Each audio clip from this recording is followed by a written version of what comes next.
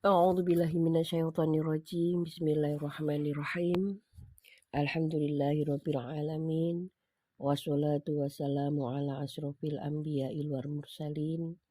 Nabiyina wa habibina Muhammadin wa ala alihi wa ashabihi ajma'in. Wa min tabi'ahum bi ihsani ila yaumiddin. Amma ba'd.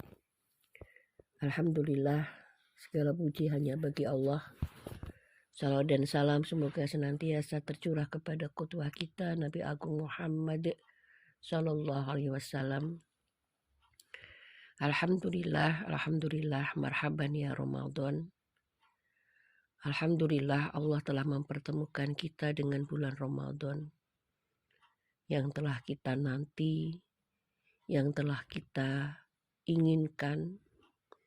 Semoga Allah memberikan kesehatan kepada kita, memberikan kemudahan kepada kita, dan memberikan kekuatan kepada kita untuk beramal kebaikan di bulan Ramadan. Ibu-ibu yang dirahmati oleh Allah Subhanahu wa Ta'ala, ada 3 goal, ada 3 tujuan kenapa Allah memberikan Ramadan kepada kita.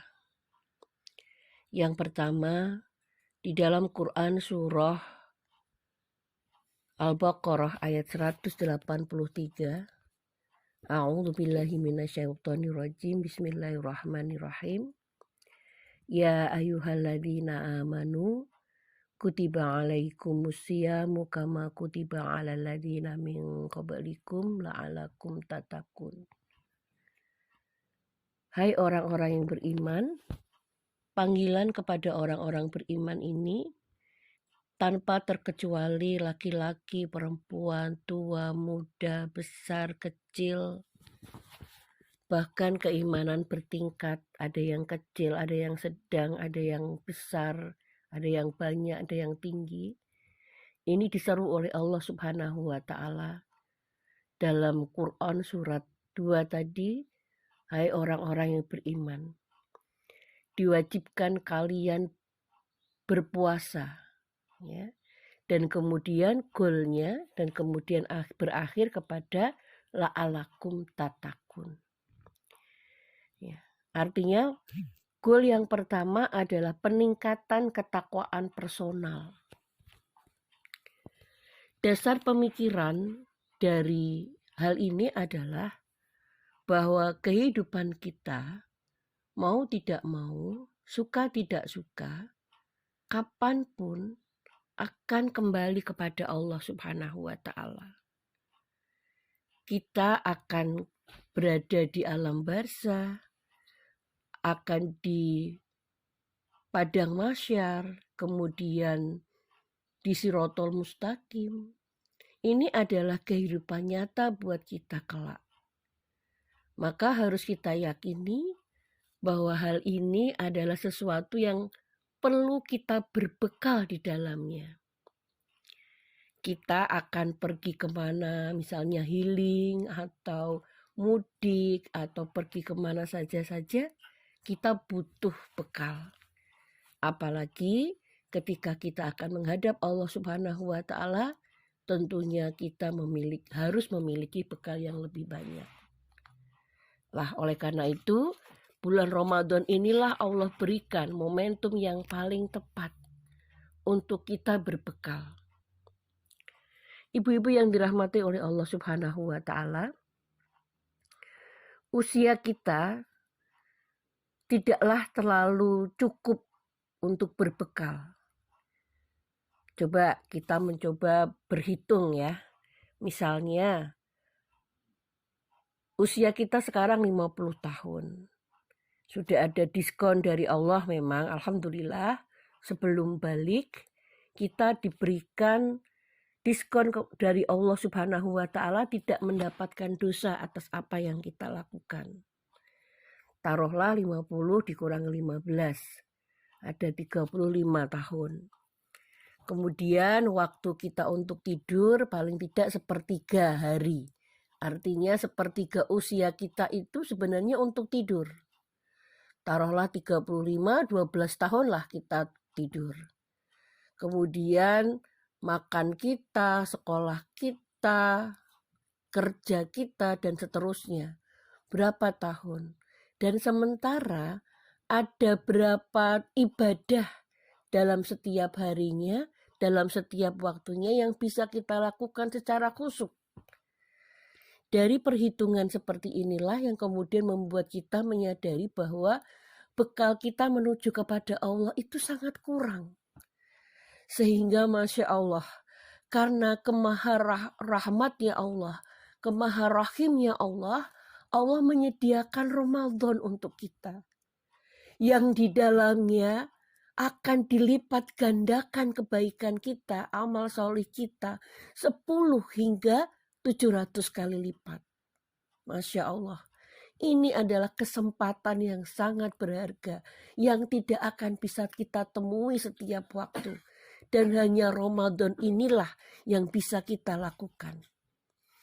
Oleh karena itu, mari kita menjadikan Ramadan itu mewujudkan peningkatan ketakwaan personal buat kita untuk berbekal menuju kepada Allah. Ibu-ibu yang dirahmati oleh Allah Subhanahu wa Ta'ala, goal yang kedua di bulan Ramadan ini adalah bentuk ketakwaan sosial. Maka perbaikan personal, peningkatan ketakwaan personal itu belum bisa dikatakan berhasil di dalam Ramadannya kalau belum bisa mempengaruhi ketakwaan sosial. Dan di sini Allah Subhanahu wa Ta'ala melakukan pendidikan, melakukan tarbiyah, melakukan perintah kepada kita itu tidak kemudian satu-satu gitu. Oke, kita takwa dulu secara personal, baru kemudian kita takwa kepada sosial, tidak. Di bulan Ramadan ini Allah menyediakan kurikulum yang simultan, yang bersamaan antara ketakwaan personal dan ketakwaan sosial. Ya, jadi contohnya misalnya, kenapa kita diberikan satu iming-iming bahwa ketika kita bisa memberikan iftar kepada orang yang berpuasa, ya, makanan berbuka puasa, maka kita akan mendapatkan nilai pahala sama seperti orang yang berpuasa. Nah, ini kan bentuk ketakwaan sosial, ya. Ditambah lagi ketika kita berpuasa, kita merasakan haus, lapar, kita merasakan betapa orang-orang yang tidak mampu untuk membeli makan. Itu seperti ini toh rasanya. Allah itu memberikan tarbiyah kepada kita bahwa kita bisa merasakan bahwa orang-orang yang tidak mampu untuk makan itu bisa kita rasakan. Sehingga kita bisa lebih mempunyai toleransi, mempunyai tepo seliro, merasakan empati, simpati kalau ada orang-orang yang tidak mampu. Tidak hanya itu, dalam proses kita menjalani kehidupan atau menjalani amal-amal Ramadan, ada 3 misalnya, ada 3 amalan utama, yaitu qiyam, ya, sholat, kemudian siam, saum itu sendiri, ya, puasa itu sendiri, dan kemudian tilawah. Yang ketiga-tiganya itu tidak bisa kita lakukan sendiri. Allah melebihkan kepada setiap amalan itu ketika kita lakukan secara berjamaah. Ya, misalnya sholat. Allah melebihkan pahala ketika kita bisa beramal, bisa sholat jamaah, Allah melipatkan 27 kali lipat. Bahkan ketika tilawah sekalipun, tilawah kalau sendiri itu bisa saja. Tapi ketika kita tadarus, simaan misalnya, ya, kita merasa ada kehati-hatian dalam membaca. Sehingga kita lihat ketika bacaan kita disimak, kita lebih hati-hati. Ini dengan harapan bahwa ketika kita membaca Quran itu berpengaruh, berefek kepada kebaikan kita. Banyak orang yang membaca Al-Quran, ya, tetapi tidak berefek karena bisa jadi bacaan Qurannya tidak tartil, ya, bisa jadi tidak hati-hati di dalam membacanya, Bisa jadi tidak kemudian dia meresapi, memahami isi Al-Quran. Sehingga dia hanya sekedar membaca sampai kepada lisannya saja. Ya, kemudian kalau siam sendiri gitu ya, kalau puasa itu sendiri, makna ketakwaan sosialnya sangat besar. Nah, ibu-ibu yang dirahmati oleh Allah Subhanahu wa taala, dan yang ketiga adalah karakter bersyukur. Ya. Karakter bersyukur ini kenapa kok Allah berikan kepada kita? Karena dengan kita bersyukur kepada Allah, hati kita akan menjadi tenang, kita akan menjadi orang yang mutmainah, dan kita akan bisa menyelesaikan banyak persoalan hidup kita. Ya. Salah satu contoh Allah mentarbiyah kita dalam hal proses menuju kepada karakter bersyukur ini adalah, coba kalau kita berbuka puasa, kita makan apa saja setelah itu, apa yang kita rasakan? Anane mung enak itu, adanya cuman enak. Ya, tidak kita melihat jenis makanannya atau dan sebagainya. Ini adalah cara Allah untuk mengatakan, ini loh ternyata dengan kondisi apapun kita bisa bersyukur kok gitu. Ya, sehingga ini yang ingin Allah antarkan kepada kita. Orang-orang yang pandai bersyukur itu adalah orang-orang yang bisa menerima seluruh kondisi ketentuan yang Allah berikan kepadanya. Sehingga hati menjadi tenang dan bisa berpikir langkah-langkah selanjutnya untuk melakukan perbaikan, untuk melakukan mencari solusi dari persoalan hidupnya. Ibu-ibu yang dirahmati oleh Allah Subhanahu wa taala, sungguh Allah sudah memberikan Ramadan. Karena Ramadan ini adalah desain satu-satunya yang menjadikan manusia mudah melakukan amal solih.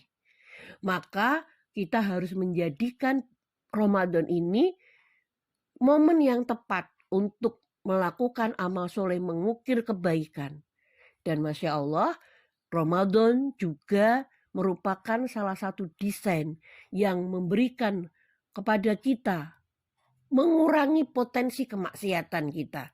Karena di Ramadan kita disuruh menahan hawa nafsu, disuruh menahan hal-hal yang tidak baik. Maka ibu-ibu yang dirahmati oleh Allah Subhanahu wa taala, mari kita menjadikan Ramadan ini memberikan dampak kebaikan kepada kita, ketakwaan personal, ketakwaan sosial, dan karakter bersyukur. Kebenaran itu datang dari Allah dan kekurangan, kesalahan ada pada saya. Saya mohon maaf. Assalamualaikum warahmatullahi wabarakatuh.